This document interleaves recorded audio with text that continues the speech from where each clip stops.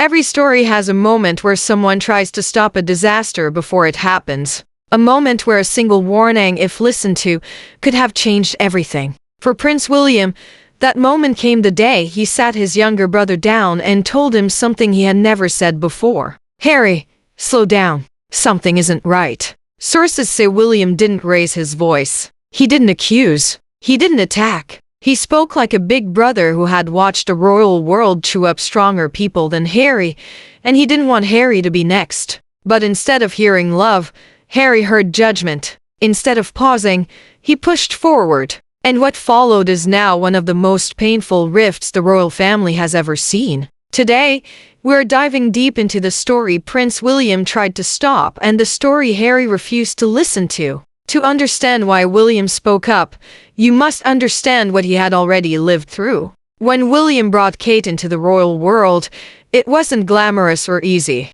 It took a full decade of slow, steady preparation. Years of dating quietly. Years of Kate studying royal expectations. Years of adjusting to cameras.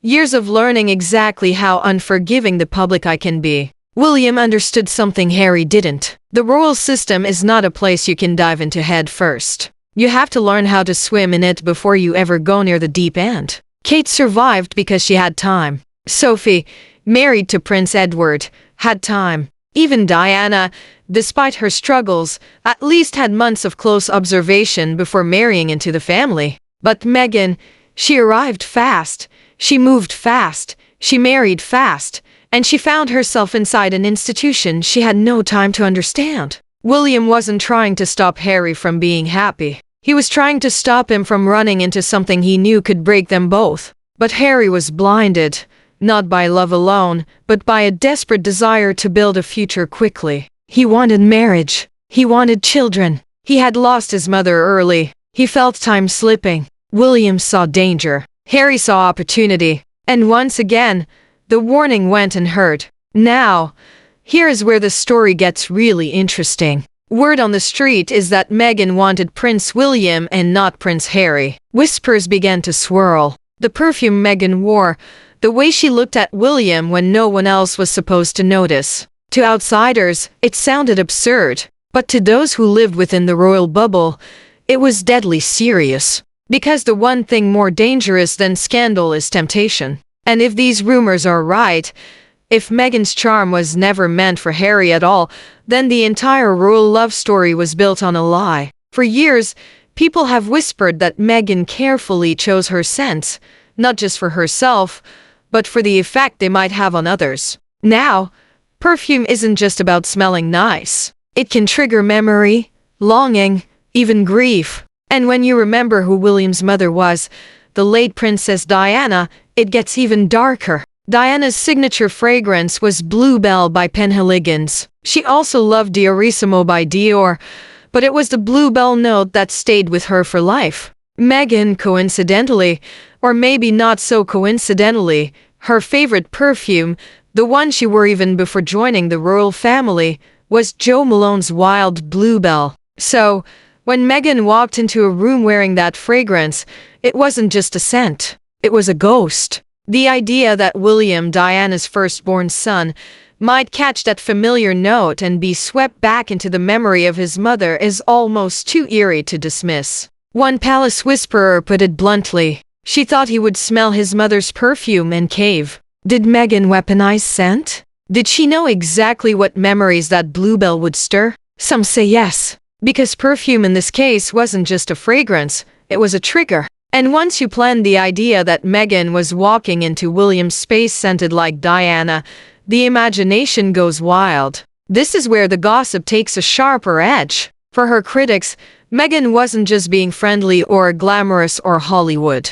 She was being predatory. The phrase that gets thrown around is harsh. Once a yacht girl, always a yacht girl. It paints Meghan as someone who's always known how to use her charm to climb higher and someone who doesn't play by the same rules as the royals. In Hollywood, she learned the art of attention. On the yacht circuit, she learned how proximity to power could change her life. And when she entered the royal family, that same playbook seemed to follow. The way Meghan would touch an arm, lean just a little too close, smile in a way that wasn't sister-in-law warmth, but something else. Critics saw it all as strategy. She knew exactly how her moves would be read, and she didn't care. To those watching, it wasn't an accident. It wasn't even flirtation. It was calculated. It was Meghan showing she could still make powerful men bend, even if one of those men was her husband's brother and the future King of England. And that's why some began to whisper a new word around her, predator.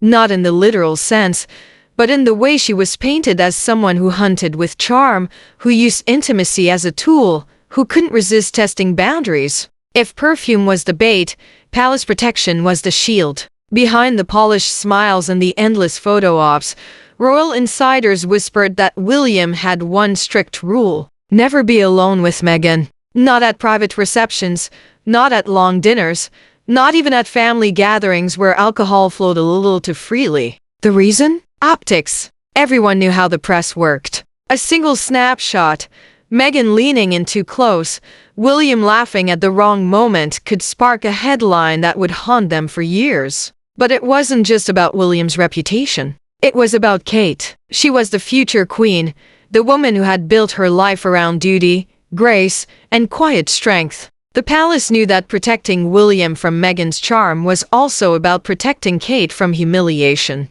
In fact, one courtier described it as a buffer system. There would always be someone else in the room. A private secretary, a bodyguard, even a nanny. Anyone, so long as Meghan and William were never left alone long enough for whispers to become something more. It might sound extreme, but for a family haunted by scandal, Charles and Camilla, Fergie and her toes, Diana and her secret lovers, even the smallest rumor was dangerous. And Meghan, with her perfume and her Hollywood smile, was considered the perfect storm. And this brings us to the real question. If Meghan did flirt, why? Some believe it was jealousy. Kate had the crown in her future, while Meghan had only a supporting role. Maybe Meghan wanted to test if she could outshine Kate, even for a moment in William's eyes. Others think it was about power. If Meghan could sway William even slightly, it would prove she wasn't just Harry's wife. She'd be a player in the royal hierarchy, someone the palace couldn't sideline so easily. Then there's the darker speculation that Meghan enjoyed chaos, that testing boundaries with staff, with Harry, with William was her way of proving she could never be controlled. The truth, we may never know. But here's what makes the story so intoxicating. It doesn't matter what Meghan intended. It only matters what people thought they saw. A smile becomes a signal. A laugh becomes a lure. A perfume becomes a ghost. And in a family where history is built on betrayal, the idea that Meghan might have been bold enough to flirt with the future king is the kind of scandal that never dies. This drama only grew because Meghan and Kate were opposites in every way. Kate was the model of restraint. She knew the rules and she played by them perfectly. Hands clasped in front, smiles measured, gestures small but graceful. Kate was calm, consistent, the perfect queen in waiting. Meghan was the opposite. She was Hollywood expressive. She touched. She laughed loudly. She leaned in when she spoke. Where Kate was porcelain, Meghan was fire. Where Kate disappeared into royal duty, Meghan lit up a room and demanded attention. Side by side, the contrast was explosive. Every time Meghan moved too close to William, the world compared it to Kate's composure. Every time Meghan laughed too brightly, Kate looked even quieter, more regal, more untouchable. It wasn't just two women standing next to each other. It was two visions of royalty clashing in real time. One traditional, one modern. And in that clash, Meghan's every move looked sharper, bolder, and more scandalous. But the most haunting layer of all was the ghost of Diana. For William, his mother was the anchor of his youth and the deepest wound of his life. To see echoes of her in Meghan was unsettling enough to smell Diana's favorite bluebell perfume on Meghan's skin. That was something darker. Some say Meghan styled herself like Diana on purpose. Similar necklines,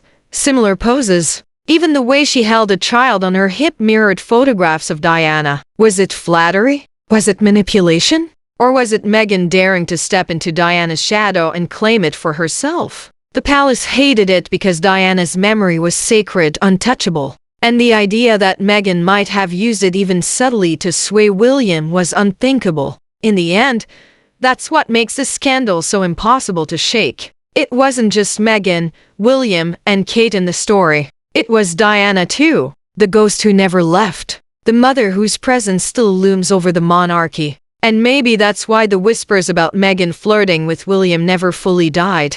Because when you mix perfume, power, jealousy, and ghosts, the story becomes bigger than proof. It becomes legend.